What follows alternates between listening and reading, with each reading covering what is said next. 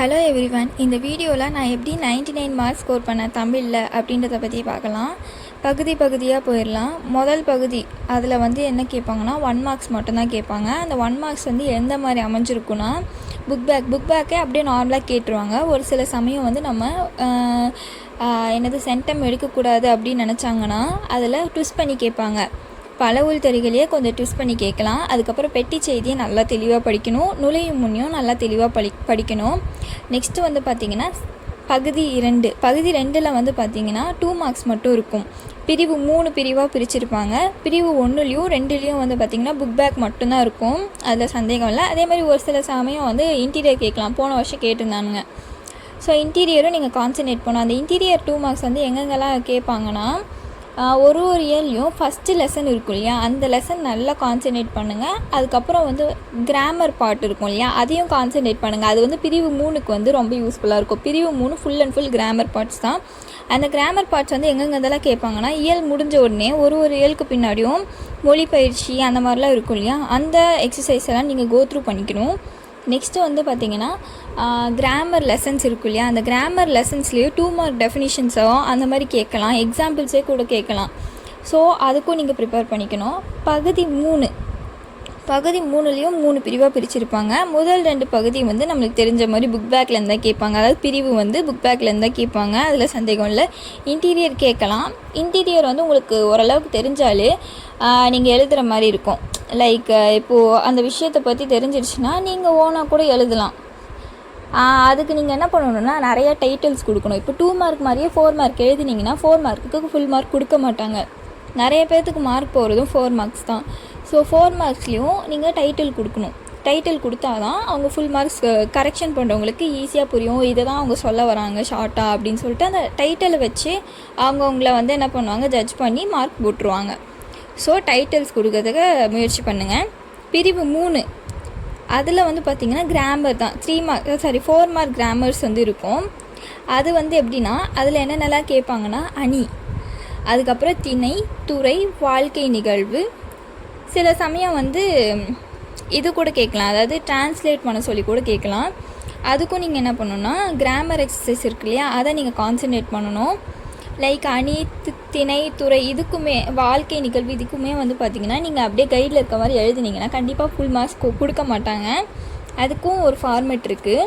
அணி, திணை, துறை, வாழ்க்கை நிகழ்வு இது எல்லாத்துக்குமே வாழ்க்கை நிகழ்வுக்கு குறிப்பு சட்டகம் தேவையில்லை. ஆனால் அணி, திணை, துறை இது 3த்துக்கும் பார்த்திங்கன்னா குறிப்பு சட்டகம் எழுதிட்டு அதுக்கப்புறம் தான் எழுதணும். அதுலேயும் ஒரு சில ஃபார்மேட் இருக்குது. அதை நான் இனி வரக்கூடிய வீடியோஸில் சொல்கிறேன். இதில் ஃபுல் மார்க் எடுக்கிறது ரொம்ப கஷ்டம். அதுக்கு ஃபார்மேட் இருக்குது. அதை நீங்கள் ஃபாலோ பண்ணிங்கன்னா ஃபுல் மார்க்ஸ் கொடுக்கலாம்.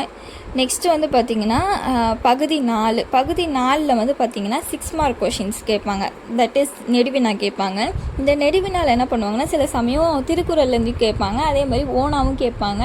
எதுலேருந்து எப்படி கேட்பாங்கன்னே தெரியாது. அந்த பேட்டர்ன் நம்மளுக்கு தெரியாது. ஸோ அதுக்கு நீங்கள் என்ன பண்ணால் ஓரளவுக்கு லைக் எல்லா நெடுவினாவும் கவர் பண்ணணும். மொத்தத்தையும் படிக்க முடியலனா கூட ஒரு இந்த நெடுவினா வந்துச்சுன்னா இதுதான் கண்டென்ட், இப்படி தான் நம்ம எழுதணும் அப்படின்ற அந்த கதையாவது தெரிஞ்சு வச்சுக்கணும். நெடுவினா ஃபுல் மார்க் போடவே மாட்டாங்க. எவ்வளோக்கு எவ்வளோ நம்ம நீட்டாக ப்ரெசென்ட் பண்ணுறோமோ அவ்வளோக்கு அவ்வளோ தான் மார்க் போடுவாங்க.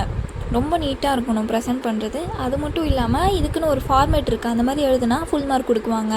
லைக் எப்படின்னா இப்போ நீங்கள் ஒரு விரிவானத்துலேயோ இல்லை ஒரு செய்யிலிருந்தோ இருக்கக்கூடிய ஒரு நெடுவினா அட்டன் பண்ணுறீங்கன்னா அதை மென்ஷன் பண்ணிவிட்டு கீழே அது யார் எழுதுனா அப்படின்ற அந்த ஆசிரியரையும் நம்ம மென்ஷன் பண்ணணும்.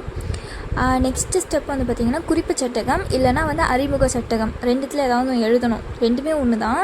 ஏதாவது ஒரு டைட்டில் கொடுத்துட்டு நம்ம எழுதணும். அதில் 2 விஷயம் ரொம்ப ரொம்ப முக்கியம்.